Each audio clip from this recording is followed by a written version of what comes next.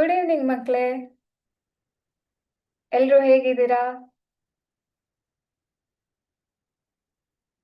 ಇವತ್ತು ಕ್ಲಾಸು 7 ಇಂದ ಸ್ಟಾರ್ಟ್ ಆಗ್ತಾ ಇದೆ. ಹಾಗೆ ಇವತ್ತಿನ ಚಾಪ್ಟರ್ ಕೂಡ ಯೂನಿಕ್ ಆಗಿದೆ. ಹೇಗೆ? ನಾವೆಲ್ಲ ಮಾತನಾಡ್ತಾ ಇದ್ದೀವಿ, ಹೌದಾ? ಇಲ್ಲಿಂದ ನಾನು ಹೇಳ್ತಾ ಇದ್ದೀನಿ, ನೀವು ಕೇಳಿಸ್ಕೊಳ್ತಾ ಇದ್ದೀರಾ ಅಲ್ವಾ? ಎಲ್ಲೋ ನೀವು ಕುತ್ಕೊಂಡು still you can hear my voice. ಅಂದ್ರೆ ನಾನ್ ಮಾತಾಡ್ತಾ ಇರೋದು ನಿಮ್ ತನಕ ಬಂದು ತಲುಪ್ತಾ ಇದೆ, ಹೌದಾ? ನೀವು ದೂರ ದೂರದಲ್ಲಿ ಕುತ್ಕೊಂಡು ಪಾಠವನ್ನ ಕೇಳೋದಿಕ್ಕೆ ರೆಡಿಯಾಗಿ ಕೂತಿದ್ದೀರಾ. ಯಾವಾಗ ಕ್ಲಾಸ್ ಸ್ಟಾರ್ಟ್ ಆಗತ್ತೆ, ನಾವು ಇವತ್ತೇನು ಹೊಸದನ್ನ ಕಲಿತಾ ಇದ್ದೀವಿ ಅಂತ ಹೇಳಿ ನೀವು ಕಾಯ್ತಾ ಕೂತಿದ್ದೀರಾ ಅಲ್ವಾ? ಸೊ ಇವತ್ತಿನ ಪಾಠ ತುಂಬಾ ಡಿಫ್ರೆಂಟ್ ಆಗೂ ಇದೆ ಅಂತ ಹೇಳ್ದೆ ನಾನು. ಏನಿರ್ಬಹುದು ಹಾಗಿದ್ರೆ? ನಾನು ಹೇಳ್ತಾ ಇರೋದು ಕೇಳಿಸ್ತಾ ಇದೆಯಾ? ಓಕೆ. ಹೇಗೆ ನಿಮ್ಗೆ ನಾನು ಮಾತಾಡ್ತಾ ಇರೋದು ಕೇಳಿಸ್ತಾ ಇದೆ? Because I am producing some sound ಅಲ್ವಾ? ನಾನು ಸೌಂಡ್ ಅನ್ನ ಮಾಡ್ತಾ ಇದ್ದೀನಿ, ಮಾತಾಡ್ತಾ ಇದ್ದೀನಿ ಅಂತ ಅಂದ್ರೆ ಅಲ್ಲಿ ಸೌಂಡ್ ಬರ್ತಾ ಇದೆ, ಹೌದಾ? ಸೊ ನಾವು ನಮ್ ಡೈಲಿ ಲೈಫ್ ಅಲ್ಲಿ ಎಷ್ಟೊಂದು ಸೌಂಡ್ ಅನ್ನ ನೋಡಿರ್ತೀವಿ. ಹಾಗಿದ್ರೆ ಅದ್ರ ಬಗ್ಗೆ ಕಲಿಬೇಕಾ ಬೇಡ್ವಾ? ಕಲಿಬೇಕು ಅಲ್ವಾ? It's very important.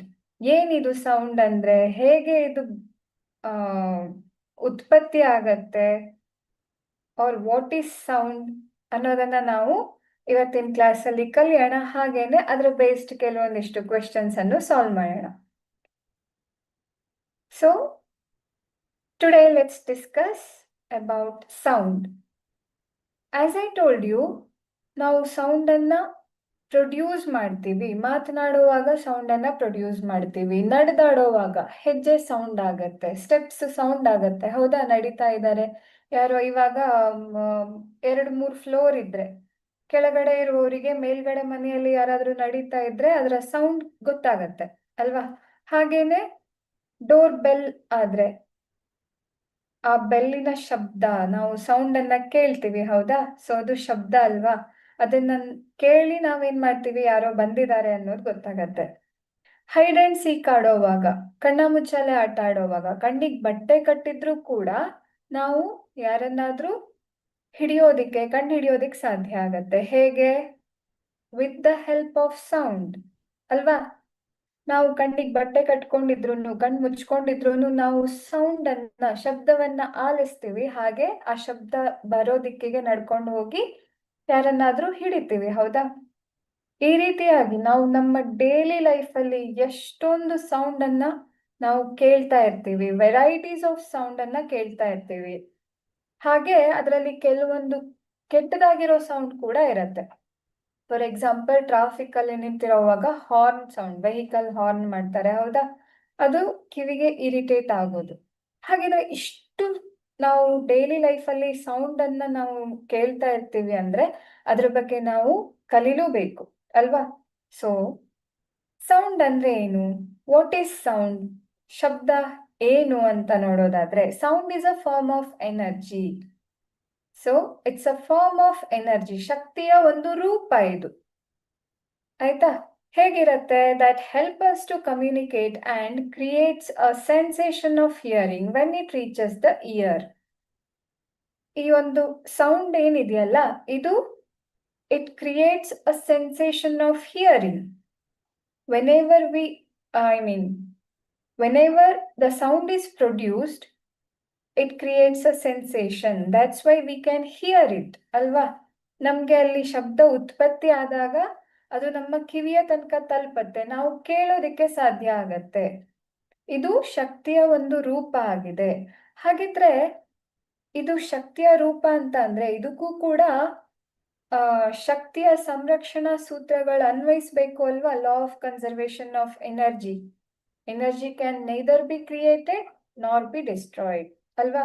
ನಾವು ಶಕ್ತಿಯನ್ನ ಉತ್ಪತ್ತಿ ಮಾಡೋದಿಕ್ಕೂ ಸಾಧ್ಯ ಇಲ್ಲ, ಹಾಗೆ ಅದನ್ನ ನಾಶಪಡಿಸೋದಿಕ್ಕೂ ಸಾಧ್ಯ ಇಲ್ಲ. We can only convert it to another form. ನಾವು ಅದನ್ನ ರೂಪಾಂತರ ಮಾಡೋದಿಕ್ಕೆ ಮಾತ್ರ ಸಾಧ್ಯ ಆಗತ್ತೆ.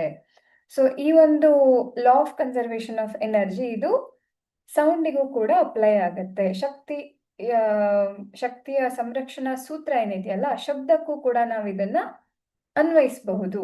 ಹಾಗೆ sound travels in the form of wave, ಅಂದ್ರೆ ಅಲೆಗಳ ರೂಪದಲ್ಲಿ, ತರಂಗ ರೂಪದಲ್ಲಿ ಶಬ್ದ ಏನಾಗತ್ತೆ, ಚಲಿಸತ್ತೆ ಅನ್ನೋದನ್ನ ನಾವಿಲ್ಲಿ ಅರ್ಥ ಮಾಡ್ಕೊಳ್ಬಹುದು ಮಕ್ಕಳೇ. ಹೇಗೆ ಶಬ್ದ ಅಲೆಗಳ ರೂಪದಲ್ಲಿ ಚಲಿಸುತ್ತೆ ಹಾಗಿದ್ರೆ ನೋಡೋಣ. ನಾನು ಆಗ್ಲೇ ಹೇಳಿದೆ, ಎಷ್ಟೊಂದು ವೆರೈಟೀಸ್ ಆಫ್ ಸೌಂಡ್ ಅನ್ನ ನಾವು ನಮ್ಮ ದಿನನಿತ್ಯದ ಇದರಲ್ಲಿ ಜೀವನದಲ್ಲೂ ಕೂಡ ನೋಡ್ತಾ ಇರ್ತೀವಿ. For example, musical instruments, food steps, door bell, human voices, striking tuning fork et cetera. ಹೌದಾ? ಎಷ್ಟೊಂದು ಉದಾಹರಣೆಗಳು ಸಿಗುತ್ತೆ ನಮ್ಗೆ ನಾವು ದಿನನಿತ್ಯದ ಜೀವನದಲ್ಲೇ ನೋಡಿದ್ರೆ. ನಾವು ಬೇರೆ ಬೇರೆ ವಾಯ್ಸ್ ಅನ್ನ, ಅಪ್ಪ ಕರೆದ್ರೆ ಒಂದ್ ರೀತಿ ಕೇಳತ್ತೆ, ಅಮ್ಮ ಕರೆದ್ರೆ ಒಂದ್ ರೀತಿ ಕೇಳತ್ತೆ, ಇಲ್ಲ ಚಿಕ್ಕ ಮಗು ಕರೆದ್ರೆ ಒಂದ್ ರೀತಿ ಕೇಳತ್ತೆ. ಅದರಲ್ಲೂ ಗಂಡು ಮಗುವಿನ ಧ್ವನಿ ಬೇರೆ ರೀತಿ ಇರತ್ತೆ, ಹೆಣ್ಣು ಮಗುವಿನ ಧ್ವನಿ ಬೇರೆ ರೀತಿ ಇರತ್ತೆ ಅಲ್ವಾ? ಎಷ್ಟೊಂದು ವೆರೈಟೀಸ್ ಆಫ್ ಸೌಂಡ್ ಇದೆ. ಹೌದಾ? ಇದೆಲ್ಲದು ನಮ್ಗೆ ಏನು ಸೌಂಡಿನ ಧ್ವನಿಯ ಅಥವಾ ಶಬ್ದದ ವಿಧದಲ್ಲಿ ನಾವು ಇದನ್ನ ನೋಡಬಹುದು ಮಕ್ಕಳೇ. ಸೊ ಇಷ್ಟೆಲ್ಲ ನೋಡಿದ್ರೆ ಹೇಗೆ ಈ ಶಬ್ದ ಉತ್ಪತ್ತಿ ಆಗತ್ತೆ, how the sound is produced ಅಂತ ನೋಡೋದಿದ್ರೆ, sound is produced by the vibrating body. Vibrating body ಅಂದ್ರೆ ಏನು? ಯಾವುದಾದ್ರೂ ಒಂದು ವಸ್ತು ಹೀಗೆ ಹೀಗೆ ಹೀಗೆ ತುಂಬಾ ಫಾಸ್ಟ್ ಆಗಿ ಈ ರೀತಿ ಆ ಕಡೆ ಈ ಕಡೆ ಹೀಗೆ ಮೂವ್ ಆಗ್ತಾ ಇದ್ರೆ, ಚಲಿಸ್ತಾ ಇದ್ರೆ, ತುಂಬಾ ಫಾಸ್ಟ್ ಆಗಿ ಈ ರೀತಿ ಮೂವ್ ಆಗ್ತಾ ಇದ್ರೆ ಅದರನ್ನ ವೈಬ್ರೇಷನ್ ಅಂತ ಹೇಳ್ತೀವಿ. ಫಾರ್ ಎಕ್ಸಾಂಪಲ್, ನಾವು ಪ್ರತಿನಿತ್ಯ ಆ ಬಳಸುವಂತಹ ಮೊಬೈಲ್ಗಳು ವೈಬ್ರೇಷನ್ ಅಲ್ಲಿ ಇಡ್ತೀವಿ. ಹೌದಾ? ಆ ವೈಬ್ರೇಷನ್ ಅಲ್ಲಿ ಇಟ್ಟಾಗ ಅದು ಮೂವ್ ಆಗತ್ತೆ, ತುಂಬಾ ಕ್ವಿಕ್ ಆಗಿ ಹೀಗೆ ಮೂವ್ ಆಗತ್ತೆ. ಹೌದಾ ಮಕ್ಳೇ? ನೋಡಿರ್ತೀರಾ ಇದನ್ನಂತೂ ಎಲ್ರು ಮೊಬೈಲ್ ಅನ್ನ ಅಲ್ವಾ? ವೈಬ್ರೇಷನ್ ಅಲ್ಲಿ ಇಟ್ಟಾಗ ಹೇಗೆ ಅದು ಚಲಿಸತ್ತೆ, ಯಾವ ರೀತಿ ಹೀಗೆ ಶೇಕ್ ಆಗತ್ತೆ ಅನ್ನೋದು. ಸೊ ಆ ವೈಬ್ರೇಷನ್ ಇಂದ ಒಂದು ಧ್ವನಿ ಉತ್ಪತ್ತಿ ಆಗತ್ತೆ. ಹೌದಾ? ಶಬ್ದ ಉತ್ಪತ್ತಿ ಆಗತ್ತೆ. ಅದಕ್ಕೆ ನಮ್ಗೆ ಮೊಬೈಲ್ ವೈಬ್ರೇಷನ್ ಅಲ್ಲಿ ಇಟ್ರೂ ಕೂಡ ನಮ್ಗೆ ಕಾಲ್ಸ್ ಬಂದ್ರೆ ಎಲ್ಲ ಗೊತ್ತಾಗೋದು. ಇದಕ್ಕಿಂತ ಬೆಸ್ಟ್ ಎಕ್ಸಾಂಪಲ್ ಬೇಕಾ? ನೋಡಿ, ನಮ್ಮ ಮನೆಯಲ್ಲೇನೆ ನಾವು ನೋಡಿರ್ತೀವಿ ಒಂದು ಉದಾಹರಣೆಯನ್ನ ಅಲ್ವಾ? So we can understand that sound is produced by a vibrating body. Vibrating ಬಾಡಿಯಿಂದ ಹೇಗೆ ಉತ್ಪತ್ತಿ ಆಗತ್ತೆ ಅಥವಾ ಕಂಪಿಸ್ತಾ ಇರುವಂತಹ ಒಂದು ವಸ್ತುವಿನಿಂದ ಶಬ್ದ ಹೇಗೆ ಉತ್ಪತ್ತಿ ಆಗತ್ತೆ ಅಂತ ನೋಡೋದಾದ್ರೆ, ವಾಟ್ ಈಸ್ ವೈಬ್ರೇಷನ್? ವೈಬ್ರೇಷನ್ ಅಂದ್ರೆ ಏನು, ಕಂಪನ ಅಂದ್ರೆ ಏನು ಅಂತ ನೋಡಿದ್ರೆ, ಇಲ್ಲಿ ಏನಿರುತ್ತೆ, system of stable particles when disturbed by an external force or energy. ಇಲ್ಲೇನಿರುತ್ತೆ, ಸ್ಥಿರ ಕಣಗಳ ಒಂದು ವ್ಯವಸ್ಥೆ ಇರುತ್ತೆ. ಅಂದ್ರೆ ಯಾವುದೇ ರೀತಿ ಚಲಿಸದೇ ಇರುವಂತಹ ಒಂದು ವ್ಯವಸ್ಥೆ ಇರುತ್ತೆ. ಅದಕ್ಕೆ ನಾವು ಯಾವಾಗ ಬಾಹ್ಯ ಶಕ್ತಿಯನ್ನ ಕೊಡ್ತೀವಿ, when we apply some external force, the system gets disturbed. ಅದು ಸ್ಟೇಬಲ್ ಆಗಿರತ್ತೆ. ಹೌದಾ? ಅದಕ್ಕೆ ಹೊರಗಡೆಯಿಂದ ಶಕ್ತಿಯನ್ನ ಕೊಟ್ಟಾಗ ಆ ವ್ಯವಸ್ಥೆ ಏನಾಗತ್ತೆ, ಅದು ಬದಲಾಗತ್ತೆ. ಹಾಗೆ ಬದಲಾದಾಗ ಅಲ್ಲಿ ಹೊರಗಡೆಯಿಂದ ಮತ್ತೆ ಎಕ್ಸ್ಟ್ರಾ ಎನರ್ಜಿ ಬಂದಿದೆ. ಹೌದಾ? ಸೊ ಅಲ್ಲೇನಾಗ್ತಾ ಇದೆ, ಅಲ್ಲಿರುವಂತಹ ಕಣಗಳಿಗೆ ಹೆಚ್ಚಿನ ಶಕ್ತಿ ಸಿಗ್ತಾ ಇದೆ. ಆದ್ರೆ ಆ ಕಣಗಳಿಗೆ ಆ ಶಕ್ತಿ ಅವಶ್ಯಕತೆನೇ ಇಲ್ಲ, ಅವು ಸ್ಥಿರವಾಗಿದೆ. ಎಲ್ರು ಆರಾಮಾಗಿರೋದಕ್ಕೆ ಇಷ್ಟಪಡ್ತಾರೆ ಅಲ್ವಾ? ನೀವು ಕೂಡ ಅಲ್ವಾ ಮಕ್ಳೇ? ಯಾವ ಎಕ್ಸಾಮ್ ಬೇಡ, ಯಾವ ಸ್ಕೂಲ್ ಬೇಡ, ಆರಾಮಾಗಿ ಮನೇಲಿರೋಣ, ಅದು ಸ್ಥಿರವ ಸ್ಥಿತಿ ಅಂತ ಕರಿಬಹುದು ನಿಮ್ಮೆಲ್ರದ್ದು ಅಲ್ವಾ? ಯಾವುದೇ ರೀತಿ ಕೆಲಸ ಮಾಡ್ದೇನೆ ಆರಾಮಾಗಿ ಮನೆಯಲ್ಲಿ ಕುತ್ಕೊಂಡಿರೋದು. ಇವುಗಳಿಗೂ ಅದೇ ತರ ಮನೆಯಲ್ಲಿರೋದು ಬೇಕಾಗಿರತ್ತೆ. ಆದ್ರೆ ಯಾವಾಗ ಅಪ್ಪ ಅಥವಾ ಅಮ್ಮ ಬಂದು ಬೈತಾರೆ, ಓದ್ಕೊ ಮಗನೆ, ಓದ್ಕೊ ಮಗಳೇ ಅಂತ ಬೈತಾರೆ, ಅವಾಗ ನಮ್ಗೆ ಎಕ್ಸ್ಟರ್ನಲ್ ಎನರ್ಜಿ, ಹೊರಗಡೆಯಿಂದ ಶಕ್ತಿ ಸಿಗತ್ತೆ. ಸೊ ಆ ಶಕ್ತಿಯಿಂದ ಏನಾಗತ್ತೆ, ನಮ್ಗದ್ ಬೇಡವಾಗಿರತ್ತೆ. ಅದಾದಷ್ಟು ಬೇಗ ಅಪ್ಪ ಅಮ್ಮ ಅಲ್ಲಿಂದ ಹೊರಗಡೆ ಹೋಗ್ಲಿ ಸಾಕು, ನಾವು ಮತ್ತೆ ಮುಂಚಿನ ತರ ಆರಾಮಿರೋಣ ಅಂತ ಬಯಸ್ತಾ ಇರ್ತೀವಿ ಅಲ್ವಾ? ಸೊ ನಾವೇನ್ ಮಾಡ್ತೀವಿ, ಆ ಶಕ್ತಿ ಹೊರಗಡೆ ಕಳ್ಸೋದಿಕ್ ಟ್ರೈ ಮಾಡ್ತಾ ಇರ್ತೀವಿ. ಹೌದಾ? ಈ ಕಣಗಳು ಅದೇ ತರ.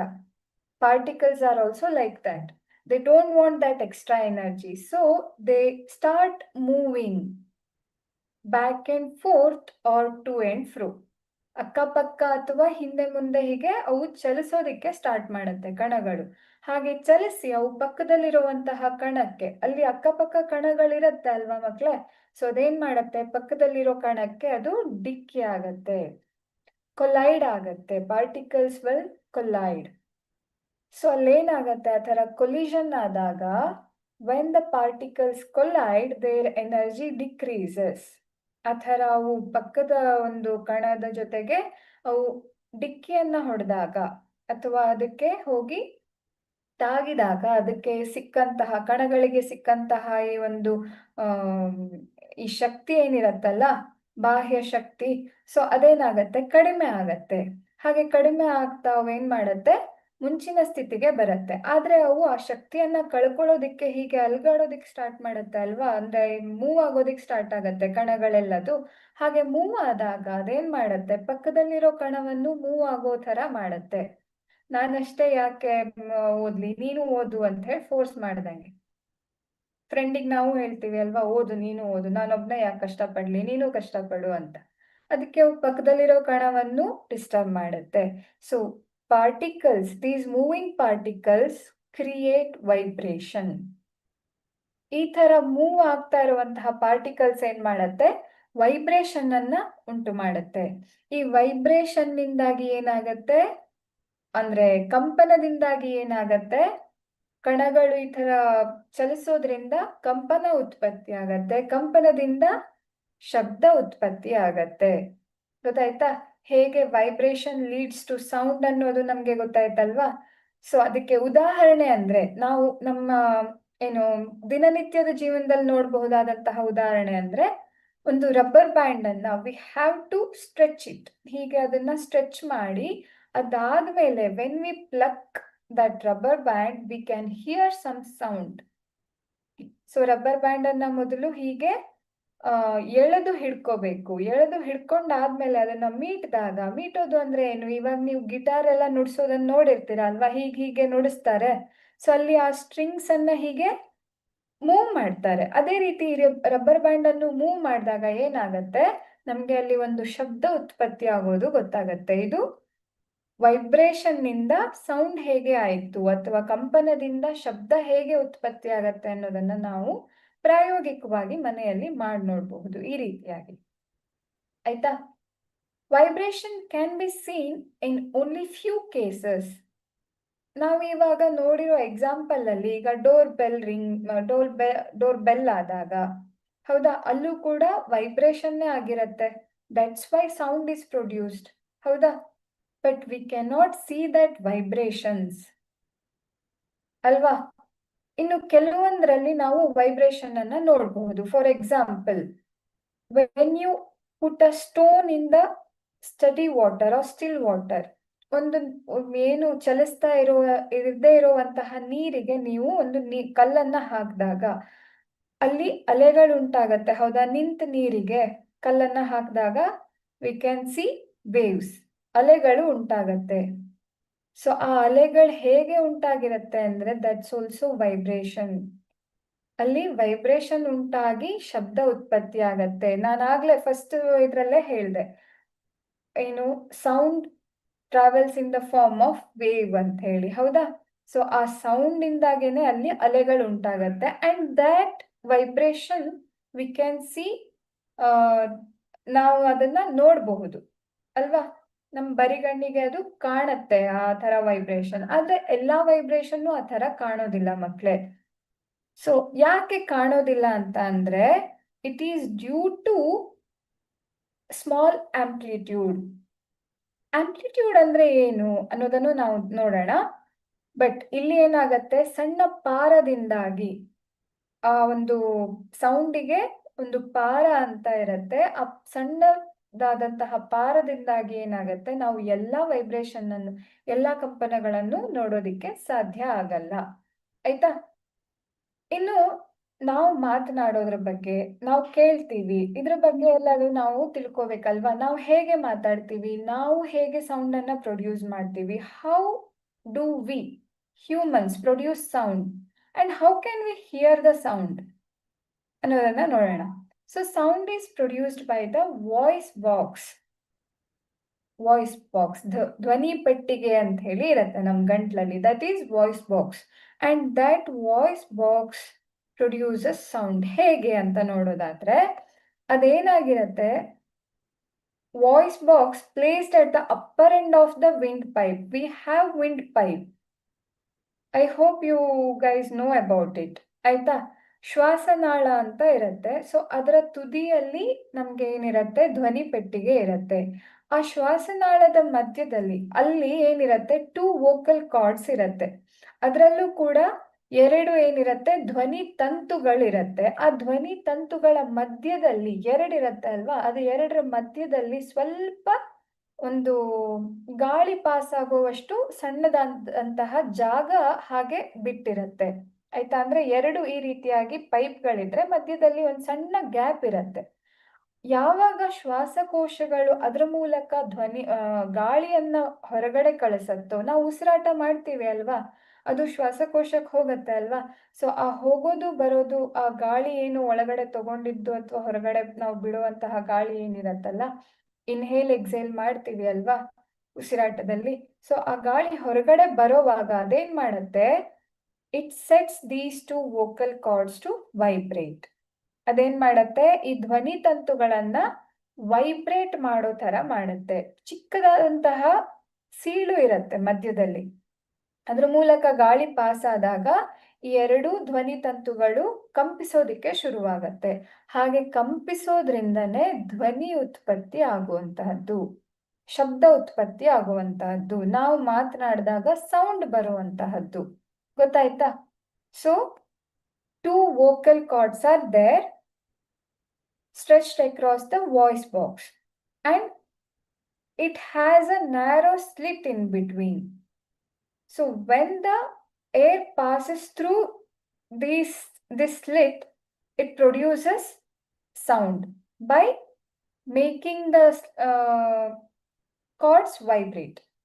Aita? The air will set the cords to vibrate, and this vibration will produce sound. ಗೊತ್ತಾಗ್ತಾ ಇದೆಯಾ ಮಕ್ಕಳೇ? ಕಾರ್ಡ್ಸ್ ಇಂದಾಗಿ ವೋಕಲ್ ಕಾರ್ಡ್ಸ್ ವೈಬ್ರೇಟ್ ಆಗತ್ತೆ, ಅದರಿಂದ we can produce sound. So vocal cords will have different measurements according to the gender. So ಯಾವ ರೀತಿಯಾಗಿರತ್ತೆ ಅಂತ ನೋಡೋದಾದ್ರೆ, ಪುರುಷರಲ್ಲಿ ಈ ಧ್ವನಿ ತಂತುಗಳು 20 ಮಿಲಿಮೀಟರ್ ಇರುತ್ತೆ, ಹಾಗೆ ಮಹಿಳೆಯರಲ್ಲಿ 15 ಮಿಲಿಮೀಟರ್ ಇರುತ್ತೆ. ಇನ್ನು ಮಕ್ಕಳಿಗೆ ಬಂದ್ರೆ ಅದು ತುಂಬಾ ಚಿಕ್ಕದಾಗಿರುತ್ತೆ, ಅದರ ಅಳತೆ ತುಂಬಾ ಚಿಕ್ಕದಾಗಿರುತ್ತೆ. Vocal cords will have measurements around 20 millimeter in men, and in women it's about 15 millimeter, and children will have very small vocal cords. ಆಯ್ತಾ? ಸೊ ನಾವಿವಾಗ ನೋಡಿದ್ವಿ ಸೌಂಡ್ ವೇವ್ ರೂಪದಲ್ಲಿ, sound will travel as a wave ಅನ್ನೋದನ್ನ ನಾವು ನೋಡಿದ್ವಿ. ಅಲೆಗಳ ರೂಪದಲ್ಲಿ ಶಬ್ದ ಹೋಗತ್ತೆ ಅನ್ನೋದನ್ನು ನಾವು ನೋಡಿದೀವಿ ಅಲ್ವಾ. ಬಟ್ ಎಲ್ಲಿ ಹೋಯ್ತದು? ನಾವಿವಾಗ ಮಾತಾಡ್ತಾ ಇರೋದು, ನಾನ್ ಮಾತಾಡ್ತಾ ಇದ್ದೀನಿ, ನೀವು ಕೇಳ್ತಾ ಇದ್ದೀರಾ, ಅಥವಾ ಏನೋ ಒಂದು ಸೌಂಡ್ ಆಯ್ತು, ಅದು ಹೇಗೆ ಕೇಳ್ಸತ್ತೆ ನಮ್ಗೆ, ನಮ್ಮ ತನಕ ಹೇಗ್ ಬಂದ್ ರೀಚ್ ಆಗತ್ತೆ? ಗಾಳಿಯಲ್ಲಿ ಅಲ್ವಾ. ಇವಾಗ ನಾನ್ ಮಾತಾಡ್ತಾ ಇರೋದು, ಇಲ್ಲಿ ಏನು ಒಂದು ಇದಿಲ್ಲ, ಗಾಳಿ ಇದೆ, ಬರೀ ಗಾಳಿ ಇದೆ. ಸೊ ನಾನು ಗಾಳಿಯಲ್ಲಿ ಮಾತಾಡ್ತಾ ಇದ್ದೀನಿ, ನೀವು ಅಲ್ಲಿ ಕುತ್ಕೊಂಡು ಕೇಳಿಸ್ಕೊಳ್ತಾ ಇದ್ದೀರಾ. So we can understand that sound needs a medium to travel. ಶಬ್ದಕ್ಕೆ ಒಂದು ಮಾಧ್ಯಮದ ಅವಶ್ಯಕತೆ ಇದೆ. ಹಾಗಿದ್ರೆ ಗಾಳಿ ಮಾತ್ರ ಮಾಧ್ಯಮನಾ? ನಾವು ಸ್ಕೂಲಲ್ಲೆಲ್ಲ ಆಟ ಆಡಿರ್ತೀವಿ. ಬೆಂಚಿನ ಒಂದು ತುದಿಯಲ್ಲಿ ನಾನು, ಇನ್ನೊಂದು ತುದಿಯಲ್ಲಿ ನನ್ನ ಫ್ರೆಂಡು, ಇಬ್ರು ಹೀಗೆ ಡೆಸ್ಕಿಗೆ ಹೀಗೆ ತಲೆಯನ್ನ ಕೊಟ್ಟು ಡೆಸ್ಕ್ ಮೇಲೆ ಹೀಗೆ ನಾಕ್ ಮಾಡೋದು, ಕುಟ್ಟೋದು. ಸೌಂಡ್ ಇಬ್ಬರಿಗೂ ಕೇಳತ್ತೆ ಅಲ್ವಾ. ಸೊ ಅಲ್ಲೇನಾಗತ್ತೆ, ಆ ಒಂದು ಬೆಂಚ್ ಅಥವಾ ಮೇಜಿನ ಮೂಲಕನೂ ಧ್ವನಿ ಶಬ್ದ ಪಾಸ್ ಆಗ್ತಾ ಇದೆ, ಚಲಿಸ್ತಾ ಇದೆ. ಹೌದಾ? ಅದೇ ರೀತಿ ನೀರಿನ ಒಳಗಡೆಗೂ ಕೂಡ ಶಬ್ದ ಚಲಿಸುತ್ತೆ. So we can understand that sound needs a medium to travel. And what are the medias ಅಂತ ನೋಡೋದಾದ್ರೆ, sound can travel through solids, liquids and gaseous medium. ಇವಾಗ ನಾನಷ್ಟೇ ಹೇಳಿದೆ, ಗಾಳಿಯಲ್ಲಿ ಮಾತಾಡ್ತಾ ಇದ್ದೀನಿ, ನಿಮ್ಮ ತನಕ ಬರ್ತಾ ಇದೆ, ಅದು ಸೌಂಡ್ ಬರ್ತಾ ಇದೆ, ಹೌದಾ? So air medium, gaseous medium ಅಲ್ವಾ? ಇಲ್ಲೆಲ್ಲ ಇರೋದು ಅನಿಲನೇ ಅಲ್ವಾ? ನಾವು we know the 3 states of matter ಅಲ್ವಾ ಮಕ್ಕಳೇ? ಸೊ ಅನಿಲದಲ್ಲೂ ಕೂಡ ಏನಾಗತ್ತೆ, ಶಬ್ದ ಚಲಿಸುತ್ತೆ. ಹಾಗೇನೆ ಘನಸ್ಥಿತಿಯಲ್ಲೂ, ಘನ ವಸ್ತುಗಳಲ್ಲೂ ಕೂಡ ಶಬ್ದ ಚಲಿಸುತ್ತೆ, ದ್ರವ ವಸ್ತುಗಳಲ್ಲೂ ಕೂಡ ಶಬ್ದ ಚಲಿಸುತ್ತೆ. ಹಾಗಿದ್ರೆ ಧ್ವನಿ ಎಲ್ಲಿ ಅಥವಾ ಶಬ್ದ ಎಲ್ಲಿ ಚಲಿಸಲ್ಲ? ಎಲ್ಲದರಲ್ಲೂ ಚಲಿಸುತ್ತೆ ಅಂತ ಆಯ್ತು. ಹಾಗಿದ್ರೆ ಯಾವ ಕಂಡೀಷನ್ ಅಲ್ಲಿ ಶಬ್ದ ಚಲಿಸೋದಿಲ್ಲ? ನಿರ್ವಾತದಲ್ಲಿ ಶಬ್ದ ಚಲಿಸೋದಿಕ್ಕೆ ಸಾಧ್ಯ ಆಗಲ್ಲ. ಏನಿದು ನಿರ್ವಾತ ಅಂದ್ರೆ, ನಾವು ಯಾವಾಗ ಒಂದು ಜಾಗದಿಂದ ಗಾಳಿಯನ್ನು ಕೂಡ ತೆಗಿತೀವೋ ಅಲ್ಲಿ ಏನೂ ಇರಲ್ಲ, ಯಾವ ಒಂದು ವಸ್ತುವು ಇರಲ್ಲ ಅಥವಾ ಯಾವ ಅಂಶನೂ ಇರಲ್ಲ. ಅಂತಹ ಜಾಗದಲ್ಲಿ ನಾವು ಶಬ್ದವನ್ನ ಕೇಳೋದಿಕ್ಕೆ ಸಾಧ್ಯ ಆಗಲ್ಲ. So sound cannot travel through vacuum. Vacuum ಅಂದ್ರೆ ಅರ್ಥನೇ there is no presence of air, not even air is present in that region. That is called vacuum. ನಾವು ಗಾಳಿಯನ್ನು ಹೊರಗಡೆ ತೆಗೆದು ಬಿಟ್ರೆ ಅಲ್ಲಿ ಏನಾಗತ್ತೆ, ನಿರ್ವಾತ ಅಂತ ಆಗತ್ತೆ. ಅಲ್ಲಿ ಶಬ್ದ ಚಲಿಸೋದಿಕ್ಕೆ ಸಾಧ್ಯ ಇಲ್ಲ. ನೆನಪಲ್ಲಿ ಇಟ್ಕೊಳ್ಳಿ ಮಕ್ಕಳೇ, ನಿರ್ವಾತ. ಆಯ್ತಾ? ಸೊ ಇವಾಗ ನಾವು ಮಾತಾಡಿದ್ದು, ನಮ್ಮಲ್ಲಿ ಶಬ್ದ ಉತ್ಪತ್ತಿಯಾಗಿದ್ದನ್ನ ನೋಡಿದ್ವಿ. ಆದ್ರೆ how can we hear the sound? ನಾವು ಹೇಗೆ ಶಬ್ದವನ್ನ ಕೇಳಬಹುದು? ಉತ್ಪತ್ತಿಯಾಗಿದ್ದನ್ನ ನೋಡಿದ್ವಿ, ಹೌ ವಿ ಪ್ರೊಡ್ಯೂಸ್ ಸೌಂಡ್ ಅನ್ನೋದನ್ನ ನೋಡಿದ್ವಿ. So we have to learn how can we hear the sound ಅಲ್ವಾ? So let's study that. We hear sound from our ear. ಕಿವಿಯಿಂದನೇ ಅಲ್ವಾ ಕೇಳೋದು? ಆದ್ರೆ ಕಿವಿಯಲ್ಲಿ ಏನಾಗತ್ತೆ, ಯಾವ ರೀತಿ ಕೆಲಸ ಆಗತ್ತೆ, ನಾವು ಹೇಗೆ ಕೇಳೋದಿಕ್ ಸಾಧ್ಯ ಅಂತ ನೋಡೋದಾದ್ರೆ, our ear is divided into 2 parts, that is external auditory canal and eardrum. ನಮ್ಮ ಕಿವಿ ಏನಾಗಿರತ್ತೆ, 2 ಭಾಗವಾಗಿ ನಾವು ಅದನ್ನ ಡಿವೈಡ್ ಮಾಡ್ಕೋಬಹುದು. ಮೊದಲನೇದು ಹೊರ ಕಿವಿಯ ಆಲಿಕೆ ಮತ್ತು ಕಿವಿಯ ತಮಟೆ ಅಂತ 2 ಭಾಗವಾಗಿ ನಾವು ಅದನ್ನ ಡಿವೈಡ್ ಮಾಡ್ಕೋಬಹುದು. ಇಲ್ಲಿ ಏನಾಗತ್ತೆ ಅಂದ್ರೆ, when we talk, that is we are producing energy ಅಲ್ವಾ? That is the external energy. ಇಲ್ಲಿ ಗಾಳಿ ನಾರ್ಮಲ್ ಆಗಿದೆ, ಬಟ್ ನಾವ್ ಯಾವಾಗ ಮಾತಾಡ್ತೀವಿ, ನಾವು ಈ ಗಾಳಿಗೆ ಒಂದು ಶಕ್ತಿಯನ್ನ ಕೊಡ್ತಾ ಇದ್ದೀವಿ. ಸೊ ಗಾಳಿಗೆ ಆ ಶಕ್ತಿ ಬೇಡ. ಅದೇನ್ ಮಾಡತ್ತೆ, ಆ ಶಕ್ತಿಯನ್ನ ಕಳ್ಕೊಳ್ಳೋದಿಕ್ಕೆ, ಕಂಪಿಸೋದಿಕ್ಕೆ ಸ್ಟಾರ್ಟ್ ಆಗತ್ತೆ. So when we talk, we produce energy and that energy is the external energy for air present in our atmosphere. So particles in the atmosphere will start vibrating and it will reach our ear. It will pass through the external canal and reaches eardrum. ಅದು eardrum ಅನ್ನ reach ಆದಾಗ it sets the eardrum to vibrate, and this vibration leads the signal to our brain, and our brain will signal our ear to hear the sound.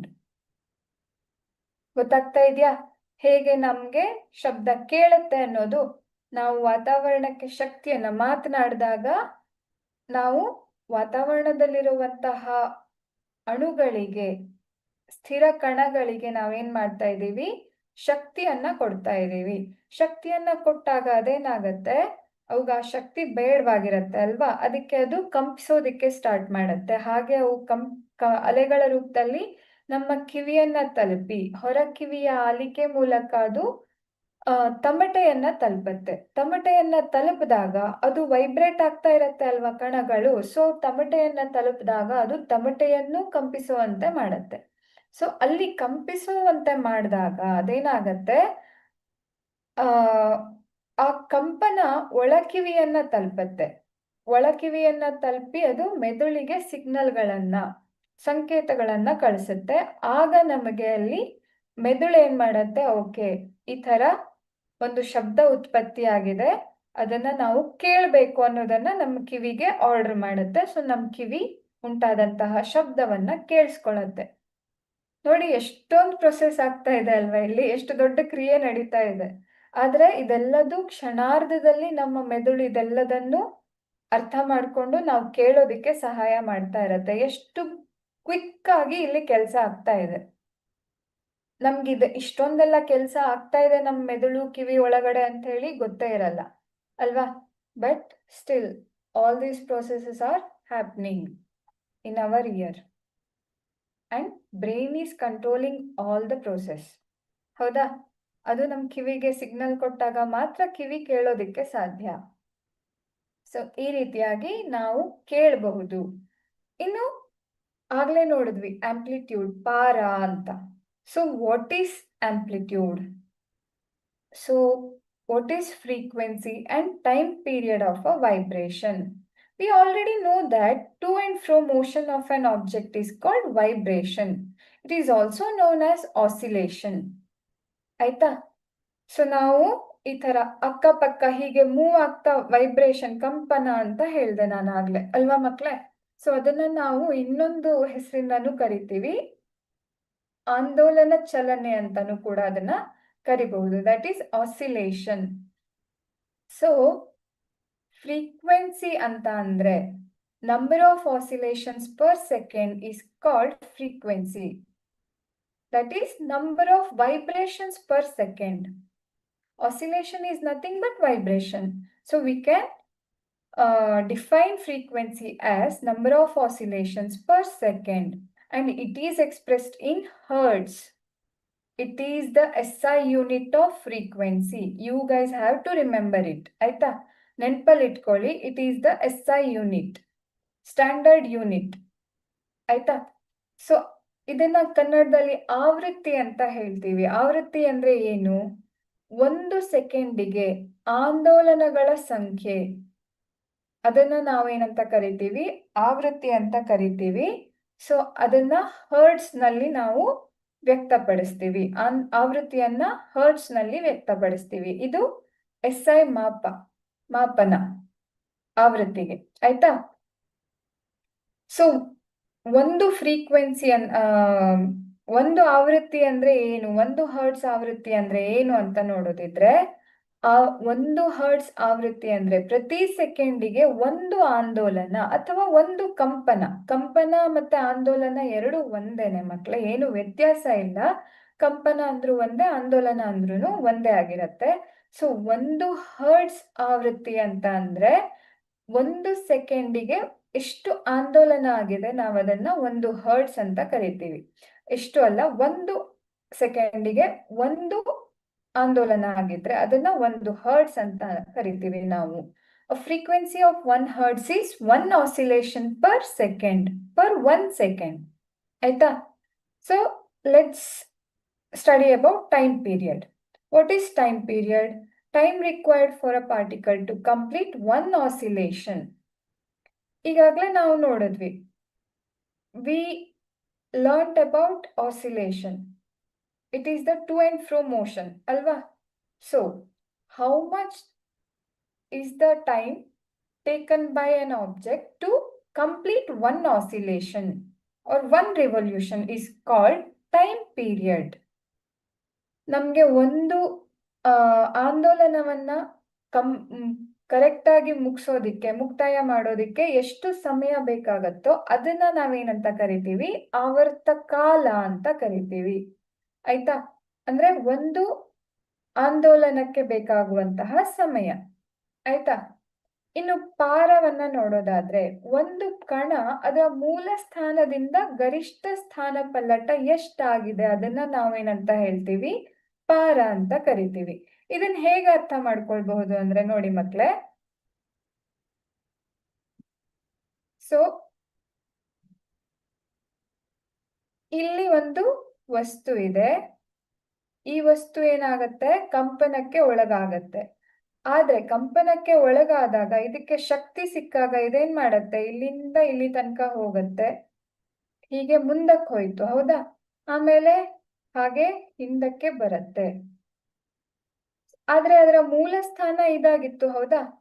ಆದ್ರೆ ಇದಿಷ್ಟು ಅದರ ಸ್ಥಾನ ಪಲ್ಲಟ ಆಗ್ತಾ ಇದೆ, ಇಲ್ಲಿಂದ ಇಲ್ಲಿವರೆಗೆ, ಇಲ್ಲಿಂದ ಇಲ್ಲಿವರೆಗೆ, ಅಲ್ವಾ? ಸೊ ಪಾರವನ್ನ ನಾವು ಹೇಗೆ ಅರ್ಥ ಮಾಡ್ಕೊಳ್ಬಹುದು ಅಂದ್ರೆ, ಒಂದು ವಸ್ತು ಅದರ ಮೂಲ ಸ್ಥಾನದಿಂದ ಎಷ್ಟು ಗರಿಷ್ಠವಾಗಿ ಸ್ಥಾನ ಪಲ್ಲಟಗೊಂಡಿದೆಯೋ ಅದನ್ನ ನಾವೇನಂತ ಕರಿತೀವಿ? ಪಾರ ಅಂತ ಕರಿತೀವಿ. So amplitude is maximum displacement of a particle from its mean position. This is the mean position of the particle and this is the maximum displacement. It will move to and fro or back and forth. So that is the maximum displacement of that particular particle. So it is called amplitude. Maximum displacement is called amplitude. ಇವಾಗ sound ಬಗ್ಗೆ ನೋಡಿದ್ದಾಯ್ತು. ಆದ್ರೆ ಕೆಲವೊಂದಿಷ್ಟು ತುಂಬಾ ಜೋರಾಗಿ sound ಕೇಳತ್ತೆ, ಕೆಲವೊಂದು ಕಡಿಮೆ sound ಕೇಳತ್ತೆ. ಇನ್ನು ಹಾಡು ಹೇಳುವಾಗ ಎಲ್ಲ ಒಂದು ವಾಯ್ಸ್ ಅಲ್ಲಿ ನಾವು ಹಾಡ್ತಾ ಇರ್ತೀವಿ. ಈ ರೀತಿ ಬೇರೆ ಬೇರೆ ಧ್ವನಿ ಅಥವಾ ಅದರ ಒಂದು ಶಬ್ದದ ಏನು ಏರಿಳಿತವನ್ನ ನಾವು ನೋಡಬಹುದು, ಅಲ್ವಾ? ಸೊ ಅದರ ಬಗ್ಗೆ ಸ್ಟಡಿ ಮಾಡೋದಿದ್ರೆ ಘೋಷ ಮತ್ತು ಸ್ಥಾಯಿ. ಏನಿದು ಘೋಷ ಅಂದ್ರೆ? ಶಬ್ದದ ಘೋಷ ಅದರ ಪಾರವನ್ನ ಅವಲಂಬಿಸಿರತ್ತೆ. ಪಾರ ಅಂದ್ರೆ ಏನು ಅಂತ ಈಗಷ್ಟೇ ನೋಡಿದ್ವಿ, ಅಲ್ವಾ ಮಕ್ಳೇ? ಸೊ ಯಾವಾಗ ಪಾರ ಜಾಸ್ತಿ ಇರತ್ತೋ ಆಗ ಉಂಟಾಗುವಂತಹ ಶಬ್ದದ ಘೋಷ ಕೂಡ ಜಾಸ್ತಿ ಇರತ್ತೆ. ಅದೇ ಪಾರ ಚಿಕ್ಕದಾಗಿದ್ರೆ ಘೋಷ ಕೂಡ ಚಿಕ್ಕದಾಗಿರತ್ತೆ. ಹಾಗಾಗಿ ನಾವು ಪಾರ ಮತ್ತೆ ಘೋಷದ ಸಂಬಂಧವನ್ನ ಈ ರೀತಿಯಾಗಿ ಬರಿಬಹುದು. ಘೋಷ ಮತ್ತೆ ಪಾರದ ವರ್ಗ ಸಮಾನುಪಾತದಲ್ಲಿ ಇರತ್ತೆ, ನೇರ ಅನುಪಾತದಲ್ಲಿ ಇರತ್ತೆ. ಕಾಣಿಸ್ತಾ ಇದೆಯಾ? ಈ ರೀತಿಯಾಗಿ ಬರ್ದಿರುವಂತಹದ್ದು ಘೋಷ ಏನಿರತ್ತಲ್ಲ, ಇದರ ಬೆಲೆ ಪಾರದ ವರ್ಗಕ್ಕೆ ನೇರ ಅನುಪಾತದಲ್ಲಿ ಇರತ್ತೆ. ಅಂದ್ರೆ ಯಾವಾಗ ಪಾರ ಹೆಚ್ಚಾಗತ್ತೋ, ಪಾರ ಜಾಸ್ತಿ ಆಗ್ತಾ ಹೋದ ಹಾಗೆ ಏನಾಗತ್ತೆ? ಘೋಷ ಕೂಡ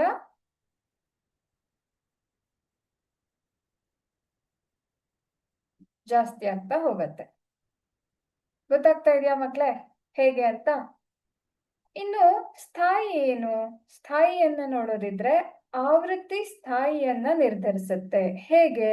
ಯಾವಾಗ ಆವೃತ್ತಿ ಹೆಚ್ಚಾಗತ್ತೋ ಆಗ ಸ್ಥಾಯಿ ಕೂಡ ಹೆಚ್ಚಾಗತ್ತೆ. ಅದೇ ಯಾವಾಗ ಆವೃತ್ತಿ ಕಡಿಮೆ ಆಗತ್ತೋ ಸ್ಥಾಯಿ ಕೂಡ ಕಡಿಮೆ ಆಗತ್ತೆ. ಆವೃತ್ತಿಯನ್ನ ನಾವು ಎಫ್ ಇಂದ ಡಿನೋಟ್ ಮಾಡಿದ್ವಿ, ಅಲ್ವಾ?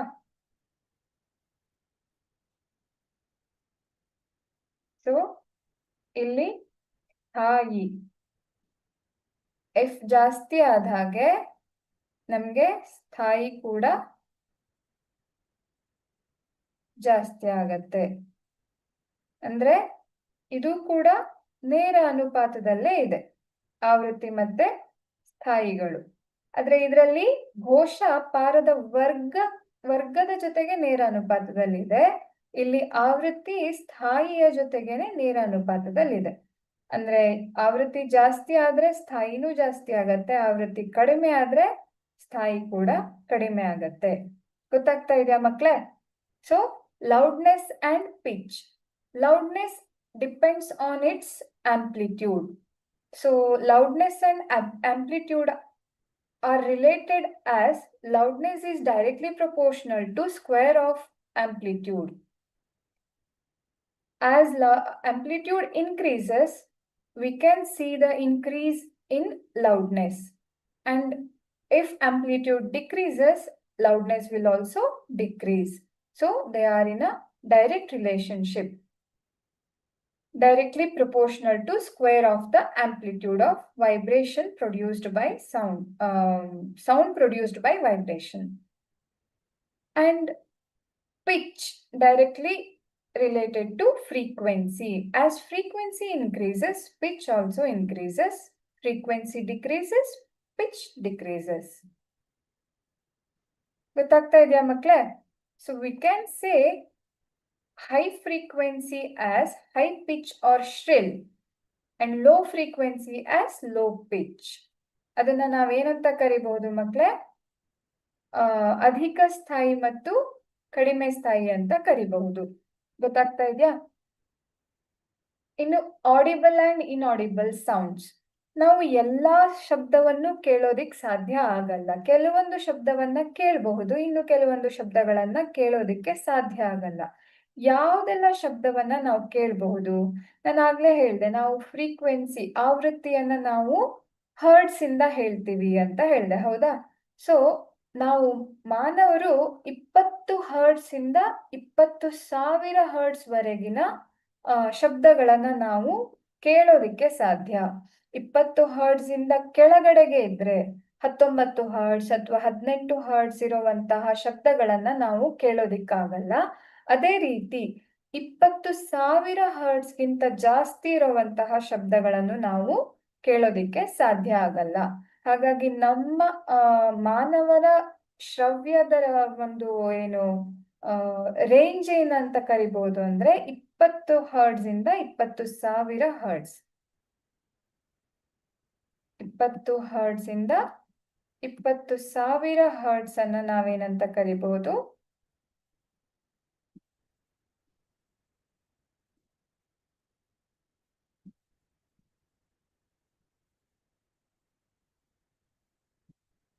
ಶ್ರವ್ಯ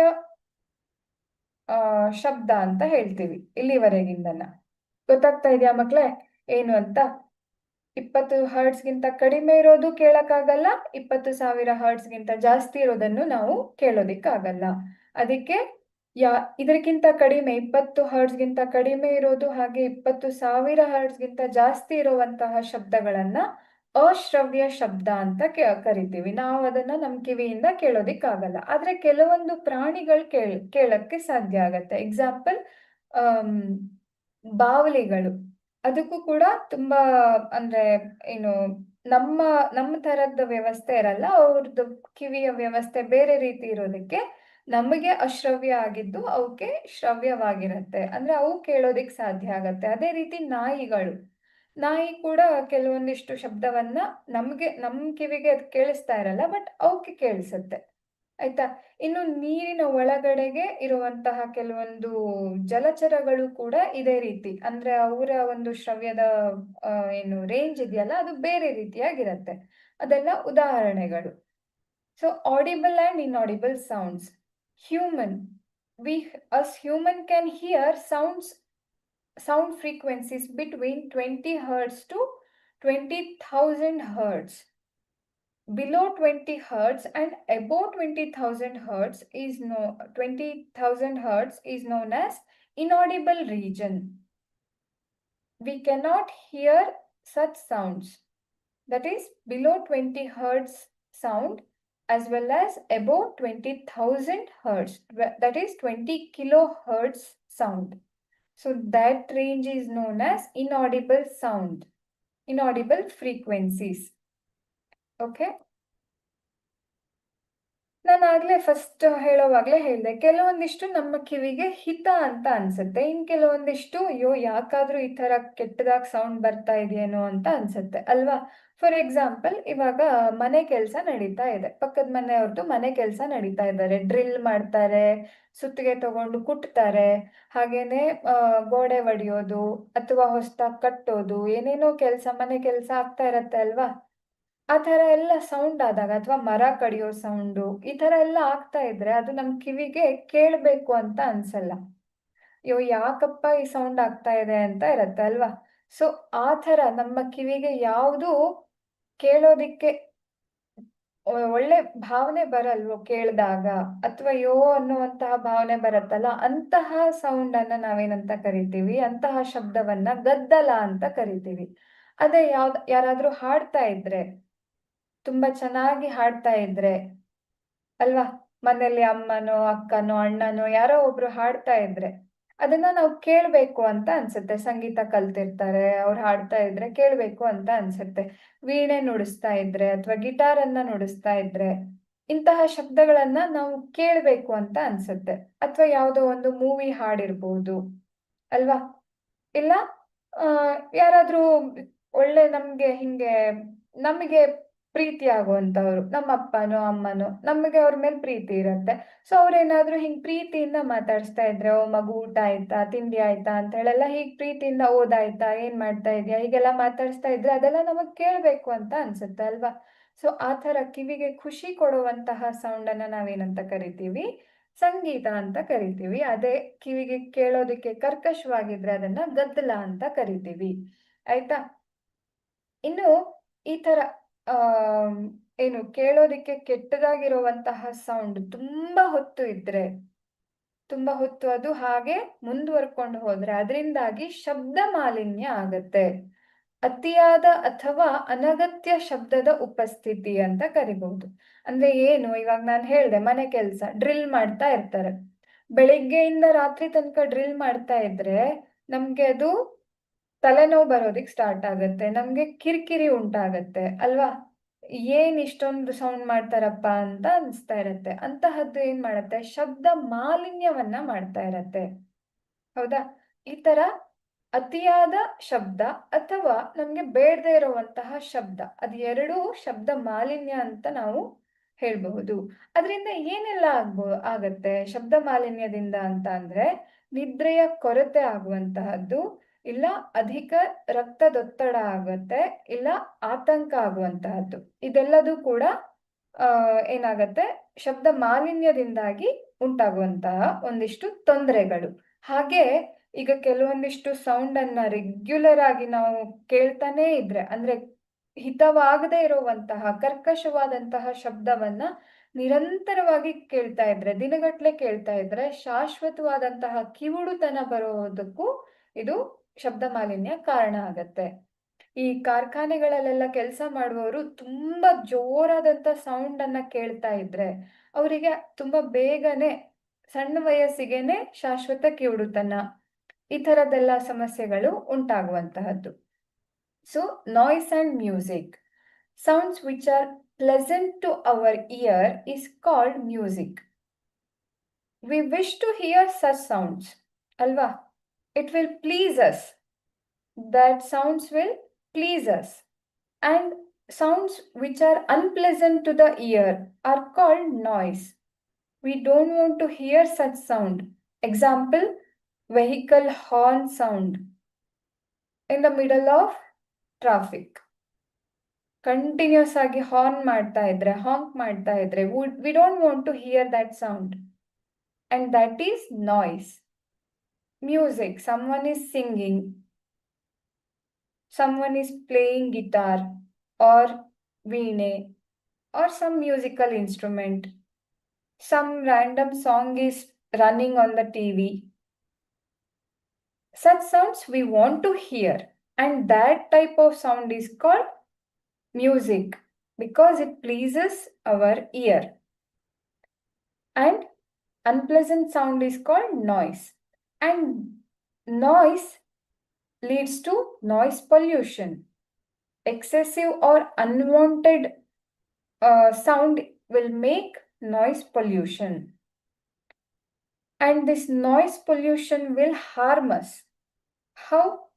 It will lead to lack of sleep, hypertension, anxiety, etc. If we subject to noise pollution, then we may experience lack of sleep, hypertension, anxiety, etc. And if a person is hearing this noise regularly, maybe on a daily basis, then he may experience impairment of hearing, permanent impairment of hearing. He may become deaf permanently.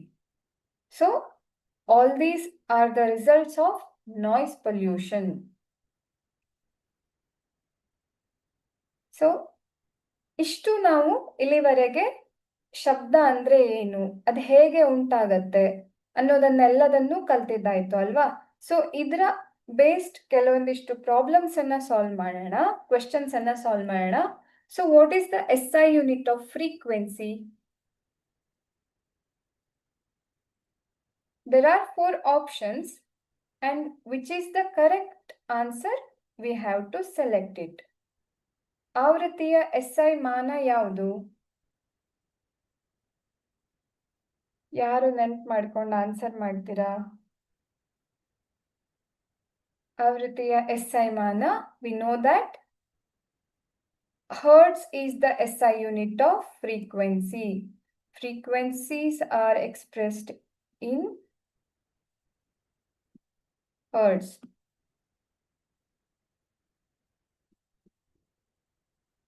ಹೌದಾ? ಆವೃತ್ತಿಯನ್ನ ನಾವು ಹೇಗೆ ಹೇಳ್ತೀವಿ ಮಕ್ಕಳೇ? Hertz ಅಲ್ಲಿ ಹೇಳ್ತೀವಿ.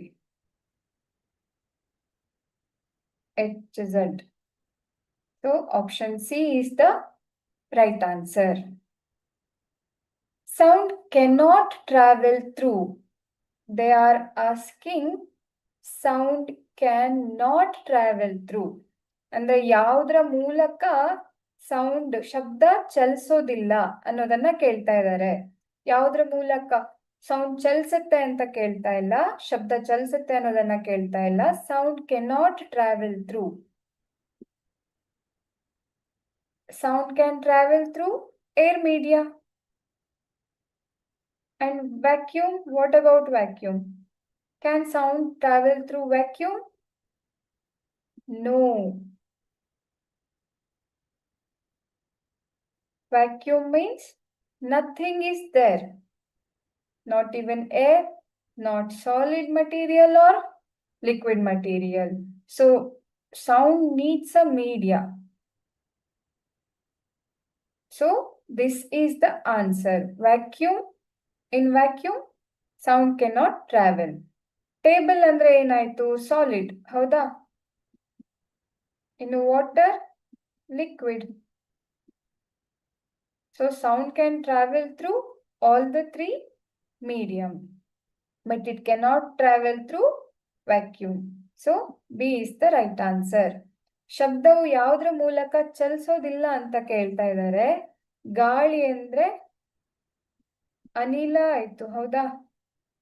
ಅನಿಲದ ಮೂಲಕ ಗಾಳಿ ಚಲಿಸುತ್ತೆ. ನಿರ್ವಾತ ಅಂದ್ರೆ ಅಲ್ಲಿ ಅನಿಲ ಕೂಡ ಇಲ್ಲ, ಏನು ಇಲ್ಲ ಅಲ್ಲಿ. ಹಾಗಿದ್ದಾಗ ಅಲ್ಲಿ ಕಣಗಳು ಇರೋದಿಕ್ಕೆ ಸಾಧ್ಯ ಇಲ್ಲ ಅಲ್ವಾ? ಕಣಗಳಿದ್ದಾಗ ಮಾತ್ರ ಅವು ಕಂಪಿಸೋದಿಕ್ಕೆ ಸಾಧ್ಯ ಆಗತ್ತೆ. ಕಂಪಿಸಿದಾಗ ಅವು ಅಲೆಯನ್ನ ಉಂಟು ಮಾಡತ್ತೆ. ಆ ಅಲೆಗಳ ಮೂಲಕ ಶಬ್ದ ಚಲಿಸೋದಿಕ್ಕೆ ಸಾಧ್ಯ ಆಗತ್ತೆ. ಆದ್ರೆ ನಿರ್ವಾತದಲ್ಲಿ ಏನು ಇಲ್ಲ. ಸೊ ಇಲ್ಲೇನಾಗತ್ತೆ? ನಿರ್ವಾತ ಅಂತ ಅಂದ್ರೆ ಅಲ್ಲಿ ಏನು ಇಲ್ಲದೆ ಇರೋದಕ್ಕೆ ಶಬ್ದವು ಕೂಡ ಚಲಿಸೋದಿಕ್ಕೆ ಸಾಧ್ಯ ಆಗಲ್ಲ. ಸೊ ಇದು ಮಾಧ್ಯಮ ಅಲ್ಲ. ಮೇಜು ಅಂದ್ರೆ ಘನ ಆಯ್ತು. ಹೌದಾ? ನೀರು ದ್ರವ ಆಯ್ತು. ಸೊ ಇದೆಲ್ಲ ಮಾಧ್ಯಮದ ಮೂಲಕನು ಶಬ್ದ ಚಲಿಸತ್ತೆ. ಓಕೆನಾ? So what does the loudness of the sound depend on? What does the loudness of the sound depend on? We discussed a while ago. ಹೌದಾ? Loudness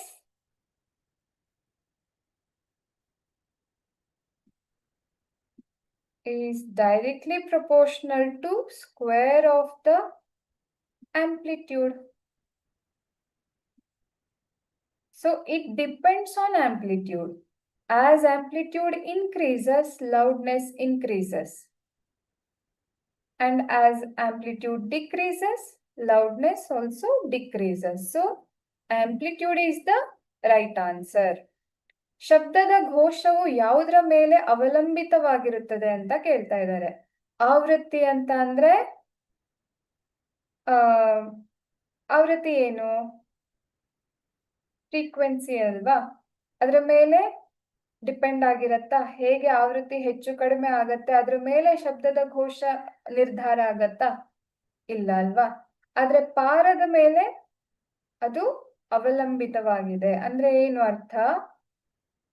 ಘೋಷ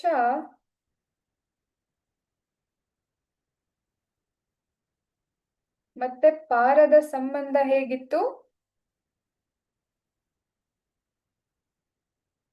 ಅದರ ವರ್ಗಕ್ಕೆ ನೇರ ಅನುಪಾತದಲ್ಲಿರತ್ತೆ. ಹೌದಾ? ಘೋಷ ಹಾಗಾಗಿ ಪಾರದ ಜೊತೆಗೆ ಅದರ ಒಂದು ನೇರ ಅನುಪಾತ ಇರೋದಕ್ಕೆ ನಾವೇನಂತ ಹೇಳ್ಬಹುದು, ಶಬ್ದದ ಘೋಷ ಪಾರದ ಮೇಲೆ ಅವಲಂಬಿತವಾಗಿದೆ ಅಂತ ಅರ್ಥ. ಓಕೆ, ಇಲ್ಲಿ ಸ್ವಲ್ಪ ಡಿಫ್ರೆಂಟ್ ಆಗಿರುವಂತಹ ಒಂದು ಕ್ವೆಶ್ಚನ್ ಇದೆ ನೋಡಿ. 4 states having different temperature are given here. In which of these states the speed of sound is generally less ಅಂತ ಕೇಳ್ತಾ ಇದ್ದಾರೆ. ಸೊ ಇಲ್ಲಿ ಏನ್ ಕೇಳ್ತಾ ಇದ್ದಾರೆ, ಟೆಂಪರೇಚರ್ ಅನ್ನ ಕೊಟ್ಟು, ಅಂದ್ರೆ ತಾಪಮಾನವನ್ನ ಕೊಟ್ಟು ಏನ್ ಮಾಡ್ತಾ ಇದ್ದಾರೆ, ವಿಭಿನ್ನ ಉಷ್ಣತೆಯನ್ನ ಹೊಂದಿರುವಂತಹ 4 ರಾಜ್ಯಗಳನ್ನ ಕೊಟ್ಟಿದ್ದಾರೆ. ಅದರಲ್ಲಿ ಯಾವ ರಾಜ್ಯದಲ್ಲಿ ಶಬ್ದದ ವೇಗ ಕಡಿಮೆ ಇರತ್ತೆ ಅಂತ ಕೇಳ್ತಾ ಇದ್ದಾರೆ. ಇದನ್ನ ಹೇಗೆ ನಾವು ಅರ್ಥ ಮಾಡ್ಕೊಳ್ಳೋದು ಅಂತ ನೋಡಿದ್ರೆ, ನಾವು ನೋಡಿದ್ವಿ ಶಬ್ದಕ್ಕೆ ಚಲಿಸೋದಿಕ್ಕೆ ಮಾಧ್ಯಮದ ಅವಶ್ಯಕತೆ ಇದೆ ಅಂತ ನೋಡಿದ್ವಿ ಅಲ್ವಾ. ಘನ, ದ್ರವ, ಅನಿಲ, ಹೌದಾ?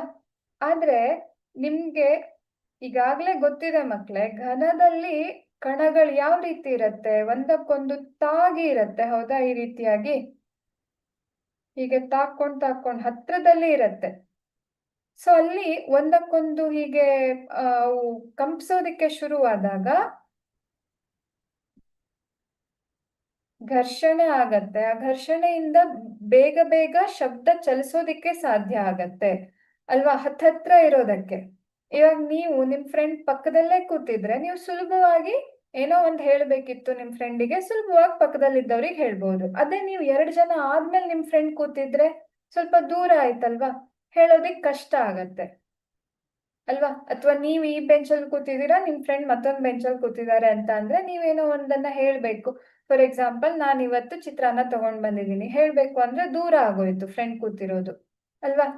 ಸೊ ಇಲ್ಲೇನಾಗತ್ತೆ, ಘನ ವಸ್ತುಗಳಲ್ಲಿ ಶಬ್ದದ ವೇಗ ಜಾಸ್ತಿ ಇರತ್ತೆ, ಅಂದ್ರೆ ವೇಗವಾಗಿ ಚಲಿಸತ್ತೆ. ಅದೇ ರೀತಿ ದ್ರವಕ್ಕೆ ಬಂದ್ರೆ ಅಲ್ಲೇನಾಗತ್ತೆ ಮಕ್ಳೇ, ಕಣಗಳು ದೂರ ದೂರ ಇರೋದಿಕ್ಕೆ ಶಬ್ದದ ವೇಗ ಸ್ವಲ್ಪ ಘನ ವಸ್ತುವಿಗಿಂತ ಕಡಿಮೆ ಆಗತ್ತೆ. ಅದೇ ಅನಿಲಕ್ಕೆ ಬಂದ್ರೆ ಇನ್ನೂ ದೂರ ದೂರ ಇರತ್ತೆ ಅಲ್ವಾ, ತುಂಬಾ ದೂರದಲ್ಲಿ ಹೀಗೆ ಕಣಗಳಿರತ್ತೆ. ಸೊ ಅಲ್ಲಿ ಕಣಗಳು ಈ ರೀತಿ ದೂರ ಇರೋದಿಕ್ಕೆ ಕಂಪನ ಆಗೋದು ಕೂಡ ಸ್ವಲ್ಪ ಕಷ್ಟ. ಇವುಗಳಿಗೆ ಹೋಲಿಸಿದ್ರೆ ಇದರಲ್ಲಿ ಜಾಸ್ತಿ ಟೈಮ್ ಬೇಕಾಗತ್ತೆ. ಅಂದ್ರೆ ವೇಗ ಏನಾಗತ್ತೆ, ಶಬ್ದ ಚಲಿಸುವಂತಹ ವೇಗ ಕಡಿಮೆ ಆಗ್ಬಿಡತ್ತೆ. ಹಾಗೆ ಇದಕ್ಕೆ ಉಷ್ಣವನ್ನ ಕೊಟ್ಟಾಗ, ಘನದಲ್ಲಿ ಘನ, ದ್ರವ, ಅನಿಲಕ್ಕೆ ಉಷ್ಣವನ್ನ ಕೊಟ್ಟಾಗ ಅದೇನಾಗತ್ತೆ, ಇಲ್ಲಿ ಕಂಪನ ಇನ್ನೂ ಬೇಗವಾಗಿ ಉಂಟಾಗುವಂತಹದ್ದು. ಮೊದಲೇ ಇಲ್ಲಿ ಬೇಗವಾಗೇನೆ ಆಗ್ತಾ ಇತ್ತು ಶಬ್ದ ಚಲಿಸೋದು ಅಥವಾ ಕಂಪನ ತುಂಬಾ ಬೇಗನೆ ಆಗ್ತಾ ಇತ್ತು. ಅದಕ್ಕೆ ಇನ್ನೂ ಉಷ್ಣಾಂಶವನ್ನ ಕೊಟ್ಬಿಟ್ರೆ ಇನ್ನೂ ಫಾಸ್ಟ್ ಆಗಿ ಏನಾಗತ್ತೆ, ಕಂಪನ ಉಂಟಾಗತ್ತೆ. ಗೊತ್ತಾಯ್ತಾ? ಅದೇ ಇಲ್ಲಿ ಬಂದ್ರೆ ಇಲ್ಲಿ ಘನಕ್ಕಿಂತ ಸ್ವಲ್ಪ ಲೇಟ್ ಆಗಿ ಕಂಪನ ಆಗ್ತಾ ಇತ್ತು. ಯಾವಾಗ ಇದಕ್ಕೆ ಉಷ್ಣಾಂಶವನ್ನ ಕೊಟ್ಟು ಇಲ್ಲೂ ಕೂಡ ಕಂಪನ ಜಾಸ್ತಿ ಆಗತ್ತೆ, ಆದ್ರೆ ಘನ ವಸ್ತುಗಳಿಗಿಂತ ಕಡಿಮೆ ಪ್ರಮಾಣದಲ್ಲಿ ಇರುತ್ತೆ. ಅದೇ ರೀತಿ ಅನಿಲದಲ್ಲೂ ಕೂಡ ಕಂಪನ ಮುಂಚಿನಗಿಂತ ಅದರ ವೇಗ ಜಾಸ್ತಿ ಆಗತ್ತೆ. ಆದ್ರೆ ನಾವು ಅದನ್ನ ಹೋಲಿಕೆ ಮಾಡಿದ್ರೆ ಘನ ವಸ್ತು ಮೊದಲನೇದಾಗೇನೆ ಅದರ ವೇಗ, ಹಾಗೆ ನೋಡಿದ್ರೆ ಉಷ್ಣವನ್ನ ಕೊಡೋದಕ್ಕಿಂತ ಮುಂಚೆನೆ ವೇಗವನ್ನ ನೋಡಿದ್ರೆ ಘನ ವಸ್ತುಗಳದ್ದು ಅತಿ ಹೆಚ್ಚು ಇತ್ತು, ದ್ರವದ್ದು ನೆಕ್ಸ್ಟ್ ಬರುತ್ತೆ, ಅನಿಲ ಇನ್ನು ಕಡಿಮೆ ವೇಗವನ್ನ ಹೊಂದಿರತ್ತೆ. ಅದಕ್ಕೆ ತಾಪಮಾನವನ್ನು ಕೊಟ್ಟಾಗ, ಅಂದ್ರೆ ಉಷ್ಣತೆಯನ್ನು ಕೊಟ್ಟಾಗ ಏನಾಗತ್ತೆ, ಇದ್ರದ್ದು ಮತ್ತೂ ಜಾಸ್ತಿ ಆಗೋಗ್ಬಿಡತ್ತೆ. ಘನ ವಸ್ತುಗಳಿದ್ದು ಮತ್ತೂ ಜಾಸ್ತಿ ಆಗತ್ತೆ, ದ್ರವದ್ದು ಜಾಸ್ತಿ ಆಗತ್ತೆ, ಅನಿಲದ್ದು ಜಾಸ್ತಿ ಆಗತ್ತೆ.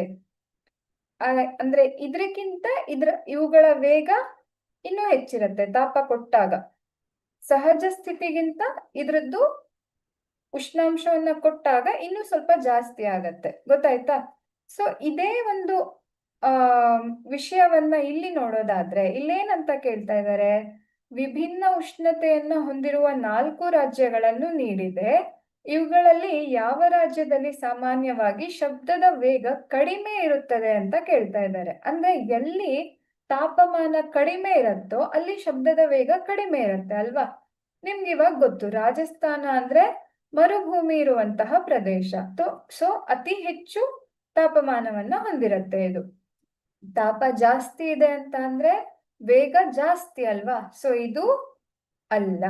ಇನ್ನು ಕರ್ನಾಟಕ, ನಾವೆಲ್ಲರೂ ಇಲ್ಲೇ ಇರೋದು, ಹಾಗಾಗಿ ನಮಗ್ ಗೊತ್ತಿದೆ ಕರ್ನಾಟಕದಲ್ಲೂ ಕೂಡ ತೀರಾ ತಂಪಾದ ವಾತಾವರಣ ಏನೂ ಇಲ್ಲ. ಸೊ ಕರ್ನಾಟಕದಲ್ಲೂ ಕೂಡ ವೇಗ ಸಹಜ ಸ್ಥಿತಿಯಲ್ಲಿ ಇರುತ್ತೆ, ಕಡಿಮೆ ಏನೂ ಇರಲ್ಲ. ಅದೇ ಕಾರ್ಗಿಲ್ ಅಂದ್ರೆ ಉತ್ತರ ಭಾರತದಲ್ಲಿ ಬಂತು, ಅಲ್ಲಿ ಏನಾಗಿರತ್ತೆ, ತಾಪಮಾನ ಕಡಿಮೆ ಇರುತ್ತೆ. ಇನ್ನು ಜಮ್ಮು ಕಾಶ್ಮೀರಲ್ಲೂ ಕೂಡ ಅಲ್ಲಿ ಹಿಮಾಲಯಗಳೇ ಬಂತು ಅಲ್ವಾ? ಸೊ ಅಲ್ಲಿನ ತಾಪಮಾನ ತುಂಬಾ ಕಡಿಮೆ ಇರೋದಕ್ಕೆ ನಾವೇನಂತ ಅರ್ಥ ಮಾಡ್ಕೊಳ್ಬಹುದು, ತುಂಬಾ ಕಡಿಮೆ ತಾಪಮಾನ ಇರೋದಕ್ಕೆ ಅಲ್ಲಿ ವೇಗ ಕೂಡ ಕಡಿಮೆ ಆಗಿರತ್ತೆ. ಗೊತ್ತಾಯ್ತಾ ಮಕ್ಳೇ? Okay. So 4 states having different temperature are given here. In which of the states the speed of sound is generally less? They are asking which state has minimum speed among the given states. So let's study the speed of sound in solid, liquid and gaseous medium. Speed of sound will be the greatest in case of solid substances, and it decreases. It is less compared to solid when we take liquid substances, and it is the least in case of gaseous substances. Already the speed is more in solids, and liquids is less compared to solids, and gaseous substances is the least compared to liquid and solid. And when we supply some amount of temperature to it, as temperature increases, its speed increases. So solid substances will lead to greater speed, and liquid medium speed compared to solid, and gas or air medium will lead to least speed, but it will be greater when we compare this to normal materials. Okay, so when we give some amount of heat to it, its speed will increase. So in case of Jammu and Kashmir, its temperature will be the least. This state has the least temperature. So compared to other three, that's why we can expect least speed of sound in this state because of the less amount of temperature in this state. Okay. Rajasthan, as it's a desert place, so we can say temperature is more in this state. Kargil also has more temperature, and Karnataka more temperature. It's around 27-30 degree on an average. Okay, so compared to all the states, we can say Jammu and Kashmir has least temperature, and that minimum temperature leads to decrease in the speed of sound. So A is the answer. ಈ concept ಅರ್ಥ ಆಯ್ತಾ ಮಕ್ಕಳೇ? As temperature increases, speed also increases. Speed of the sound also increases. ಆಯ್ತಾ? In all 3 medium, solid ಅಲ್ಲೂ increase ಆಗತ್ತೆ, liquid ಅಲ್ಲೂ increase ಆಗತ್ತೆ, gas ಅಲ್ಲೂ ಇನ್ಕ್ರೀಸ್ ಆಗತ್ತೆ. ಅದನ್ನ ವಿತೌಟ್ ಟೆಂಪರೇಚರ್ ನೋಡಿದಾಗ ಏನು ಟೆಂಪರೇಚರ್ ಕೊಡದೆ ನಾವು ಸಾಲಿಡ್ ಅನ್ನ ನೋಡಿದಾಗ ಮತ್ತೆ ಟೆಂಪರೇಚರ್ ಕೊಟ್ಟಿರೋ ಸಾಲಿಡ್ ಅನ್ನ ಕಂಪೇರ್ ಮಾಡಿದಾಗ solid materials with extra temperature has maximum speed. ಗೊತ್ತಾಗ್ತಾ ಇದೆಯಾ? ಓಕೆ. ಸೊ ಓಕೆ, ಇವತ್ತು ನಾವು ಅರ್ಥ ಮಾಡ್ಕೊಂಡಿರೋದೆಲ್ಲದು ನಿಮ್ಗೂ ಕೂಡ ಕ್ಲಿಯರ್ ಇದೆ ಅಂತ ನಾನು ಅನ್ಕೊಳ್ತೀನಿ. ನಿಮ್ಗೆ ಏನೇ ಡೌಟ್ಸ್ ಇದ್ರೂ ಕೇಳ್ಕೊಳ್ಳಿ. ಇನ್ನು ಕೆಲವೊಂದಿಷ್ಟು ಕ್ವಶನ್ಸ್ ಅನ್ನ ಹಾಗೆ ಕಾನ್ಸೆಪ್ಟ್ ಅನ್ನ ನಾವು ನಾಳೆ ಕ್ಲಾಸಲ್ಲಿ ಅಭ್ಯಾಸ ಮಾಡೋಣ. ಇದರಲ್ಲಿ ಏನಾದ್ರೂ ಡೌಟ್ಸ್ ಇದೆಯಾ ಮಕ್ಕಳೇ? ನಿಮ್ಗೇನಾದ್ರೂ ಇದರಲ್ಲಿ ಡೌಟ್ಸ್ ಇದ್ರೆ ಹೇಳಿ.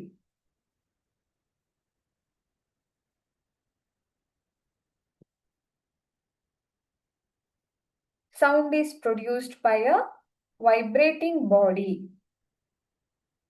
When an object vibrates, it will produce some sound. Okay, and that sound will have frequency, amplitude, and time period.